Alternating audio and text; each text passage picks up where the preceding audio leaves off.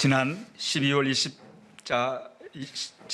20일자부터 코로나19 중앙재난안전대책본부 1차장을 맡게 된 보건복지부 장관 권덕철입니다. 오늘 0시 기준으로 국내 발생 환자는 946명입니다.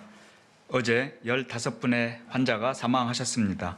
고인의 명복을 빌며 유가족분들께 심심한 위로의 말씀을 드립니다.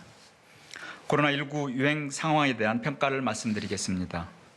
지난 한 주간 국내 발생 환자는 하루 평균 999명, 수도권은 690명, 비수도권은 309명이었습니다. 지난 2주간 1000명 내외 환자 발생이 계속 이어지고 있습니다. 급격한 증가세가 둔화되며 크게 증가하지 않는 것은 다행스러운 결과이나 뚜렷한 반전도 없이 엄중한 상황이 계속되고 있습니다.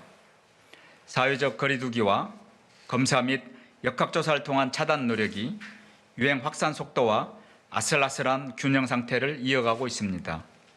특히 유행의 중심 지역인 수도권의 경우 지난 2주간 하루 700여 명 내외의 환자가 발생 중으로 환자 증가가 크게 둔화되고 있습니다.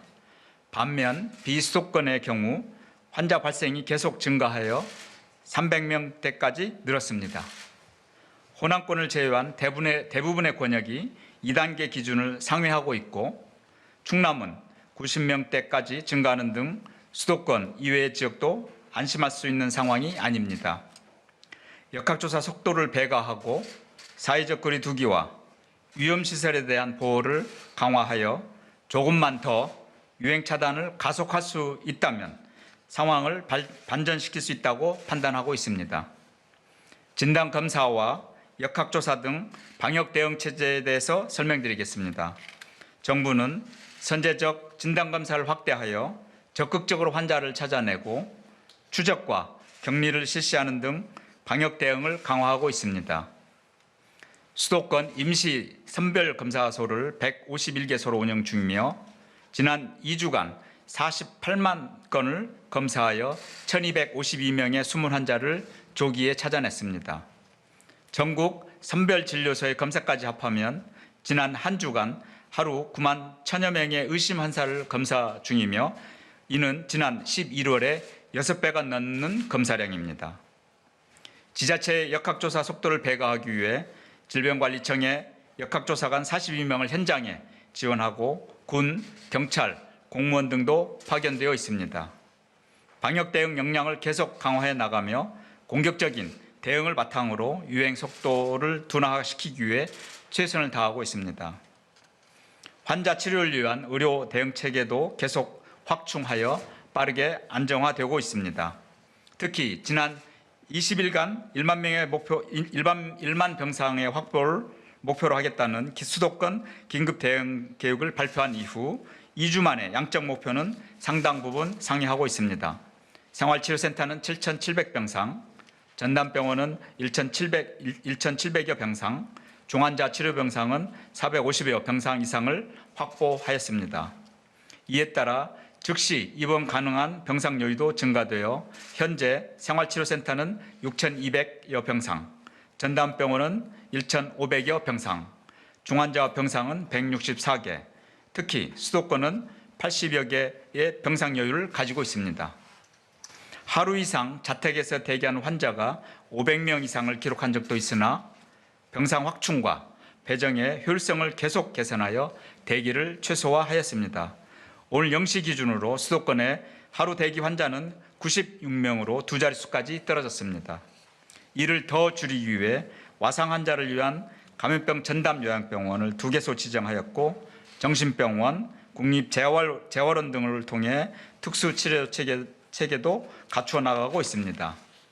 하루 1,000명 이상의 환자 발생이 계속되더라도 일반 의료체계에 차질이 없으면서 코로나19 환자가 적절하게 치료받을 수 있도록 의료 대응 역량을 계속 강화해 나가겠습니다. 사회적 거리두기는 현재 수도권은 거리두기 2.5단계, 비수도권은 2단계를 3주째 시행하고 있고 내일이 예정된 종료일입니다. 이에 더해 연말연시의 모임과 여행을 최소화하고 고위험 시설의 방역 관리를 강화하는 등 특별 방역 대책이 다음 주 일요일 1월 3일까지 실시되고 있는 중입니다. 정부는 오늘 중대본 회의에서 사회적 거리두기의 조정 방안을 논의하였습니다. 현재 거리두기 체계를 연말연시 특별 방역대책 기간인 1월 3일까지 6일간 연장하기로 하였습니다. 현재 환자 발생 수준에 대해서는 방역과 의료 대응 역량을 계속 확충해 대응하고 있어 한계 상황으로 보기 어렵습니다. 이에 더해 연말연시 방역대책의 효과에 따라 둔화되어 가고 있는 환자 증가세가 어떻게 변화할지 그 추이를 보며 모든 거리두기 조치를 종합적으로 판단하여 조정할 필요가 있기 때문입니다. 이에 따라 전반적인 거리두기 조치는 다음 한 주의 상황을 지켜보며 연말연시 특별 방역대책이 종료되는 1월 3일 이전 종합적으로 조정할 예정입니다. 다만 현장에서 풍선 효과 문제로 건의되고 있는 일부 방역 수칙을 보완할 예정입니다. 패스트푸드점도 카페와 동일하게 커피, 음료, 디저트류만 주문하는 경우 포장, 배달만 허용하고 무인 카페도 매장 내 착석을 금지합니다. 여전히 현재 국면은 아슬아슬한 위기 상황입니다.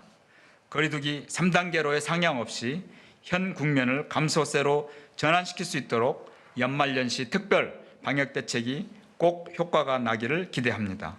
모든 국민들께서는 조금만 더 인내하시고 사람과의 만남과 모임을 최소화해 주시기 바랍니다. 특히 마스크를 쓰기 어려운 만남은 하지 않는 노력에 동참해 주시기를 적극 부탁드립니다.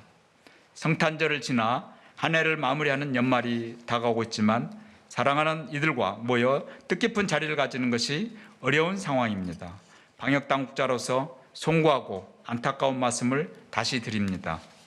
힘든 한 해였던 만큼 가족과 친한 지인들이 함께 모이고 싶은 마음은 이해하지만 지금은 위험한 상황이고 중요한 순간입니다. 그 어떤 작은 모임도 예외가 될 수 없습니다.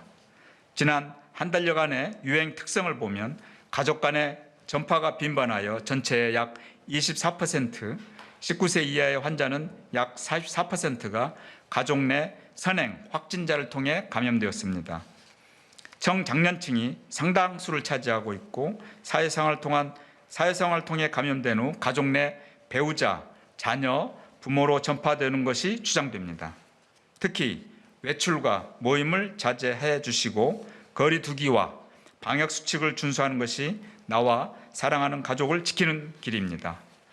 함께 사는 가족이라 하더라도 의심 증상은 없는지 세심히 살펴보시고 의심스러운 경우에는 집에서도 마스크를 쓰고 거리 두기를 지키며 즉시 검사를 받아주시기 바랍니다.